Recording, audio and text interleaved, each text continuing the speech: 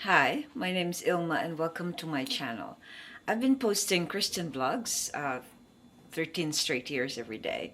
Today I'd like to share Romans 2 verses 25 to 29. And here's the word of God. For circumcision indeed is of value if you obey the law, but if you break the law, your circumcision becomes uncircumcision. So if a man who is uncircumcised keeps the precepts of the law, will not his uncircumcision be regarded as circumcision? Then he who is physically uncircumcised but keeps the law will condemn you who have the written code and circumcision, outward and physical.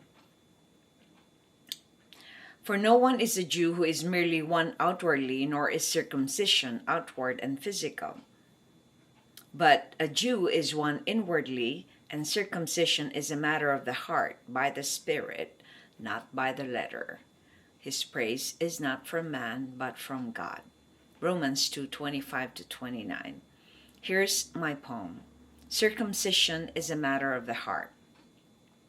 When you were circumcised as a sign of the covenant, you didn't just have the physical manifestation of it. Circumcision is a matter of the heart and spirit. It symbolizes and spiritually separate us from sin. It is a commitment you made to obey God's laws. If you intentionally and habitually sin, it has no value. Here's my commentary. In this letter of Paul to the Romans, he reminds them of the importance of circumcision. He stresses that it is not just a physical sign, but more a spiritual sign that involves the heart. Genesis 17:11 to 14 brings us back to the time when God required circumcision. He commanded Abraham, "You are to undergo circumcision, and it will be the sign of the covenant between me and you. For the generations to come, every male among you who is 8 days old must be circumcised, including those born in your household or bought with money from a foreigner, those who are not your offspring. Whether born in your household or bought with your money, they must be circumcised. My covenant in your flesh is to be an everlasting covenant. Any uncircumcised male who has not been circumcised in the flesh will be cut off from his people. He has broken my covenant."